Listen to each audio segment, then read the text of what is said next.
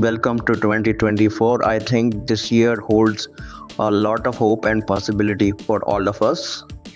I'm sure that this year will bring more gifts and chances than ever before, especially in the cryptocurrency world. You could be on your way to becoming the first millionaire in your family tree if you know the right things to do.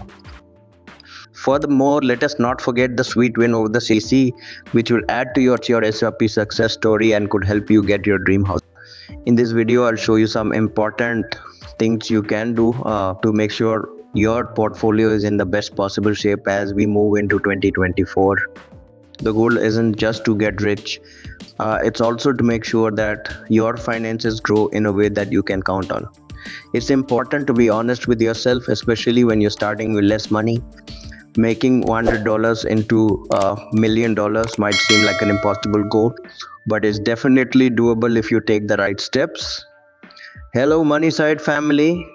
Welcome back to the place you can trust for all things X. There are a few things we need to do before we start with today's programming.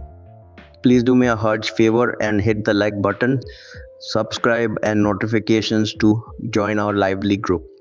Hold on, there's something exciting about to happen. We're getting ready to give away a huge amount of XRP when we reach 60,000. To enter the giveaway, all you have to do is follow these 3 easy steps. Make sure you're ready and don't forget to add the secret code MONEYSIDE to the comments to make sure you get in. Focusing on getting rich is important, but it's also important to avoid losing a lot of money. That's what smart investment is all about. We can work our way up to the $1 million mark over time. Of course, it's easier to reach your $1 million goal if you start with a bigger amount like $10,000 or $100,000. But even with a small amount like $100, it's all about making smart business choices over time and compounding your money. Let's look at some tips and strategies that will help you get around in the exciting and changing world of cryptocurrency in 2024. This will set you up to reach your financial goals and make history in your family tree. Let's look ahead to 2024 and see what it holds, especially since the long-awaited approvals of ETFs are coming up. Top experts say there's a greater than 90 chance that these ETFs will be accepted. This isn't just about getting a few. A lot of ETFs might get the go-ahead. There may be a few rejections because the requirements for applications have changed recently, but given the big names involved, there will likely be a number of approvals for stocks from BlackRock, Fidelity, VanEck, and R21. January 10th is a very important date. The Bitcoin market is going to change a lot on this date. Approval or denial are the two possible results. If these ETFs are accepted, the market will likely go up. Imagine that Bitcoin hits its correction level of $618 and goes up to $1.48, $1.50 or even higher. Some people think that we might hit new all-time highs, but I'm starting to think that Bitcoin might not go above its previous high point in early January. No, it won't happen right away, but stars might not be aligned just yet. I have seen enough market movements and investor actions to notice a pattern here. Most of the time, the big ones, people who know a lot about ETFs, have already planned where to put their money in advance. But I'm willing to hear other points of view. Leave a comment below if you think I'm wrong. Why do you think Bitcoin could go above its all-time high now that these ETFs have been let go?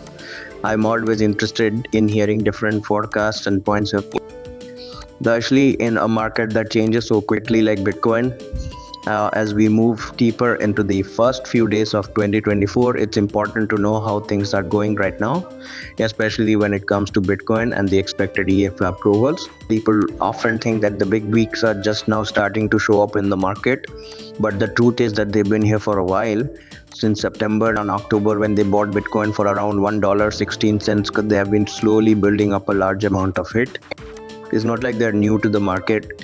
It's just getting clearer. There's a lot of excitement about moving traditional investments like 400 on X and Roth IRAs into cryptocurrencies. This is causing what I think will be a short but major pump in the market. That change is likely to keep the market going up through January, especially if the ETF approvals go through as planned. But there's another situation to think about. Since the SEC is known for acting in strange ways, they could mess up things by taking longer to approve these ETFs. If all applications are put off until revisions are made, and the choice is not made until say March, the market might not like it. A delay like this could lead to a sell the news event, which would bring the market down. But I don't think there will be open denials. Instead, I think there will be a push for changes that are in line with the sex's constantly changing rules. It's hard to say what the SEC will do next because Gary Gensler has a history of strict regulatory measures. Even so, I'm leaning towards an approval situation that would set off a powerful start to the year. The relative strength index are in the go up many projects if this happens, which means the market will be very greedy and excited.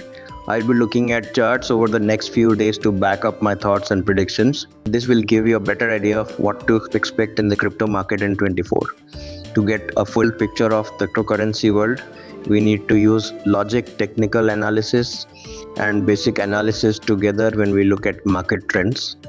The approvals for the ETS look good, so we should have a good start to January. That being said, the question is what comes next? When will the market rise before it goes down?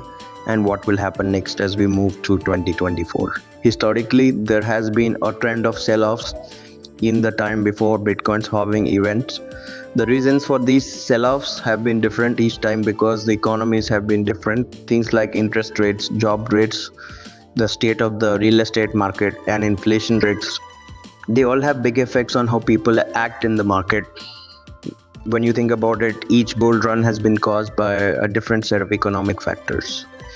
As we move forward, it is important to keep an eye on the Federal Open Market Committee for meetings and what the Federal Reserve does afterward. At this point, most people think that the next thing the Fed will do is stop raising interest rates. In the past, market crashes have not happened during rate hikes. The Asian market gains, despite rapid rate hikes, are proof of this. The same way, even when interest rates have been paused, the market has stayed stable. When the Fed makes a big drop in rates, usually because of an unexpected black swan event, that's when things really start to change.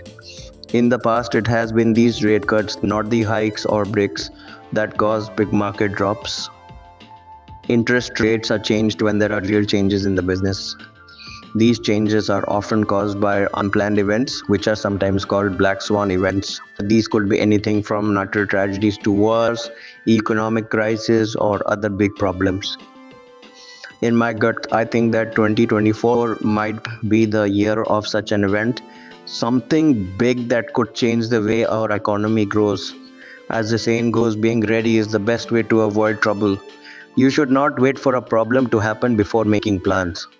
We can be ready for any storm that comes our way by getting ready for a possible black swan event now.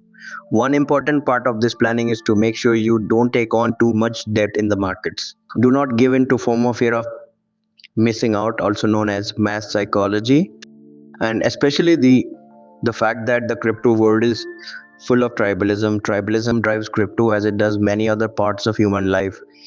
It's not just numbers and charts, it's about how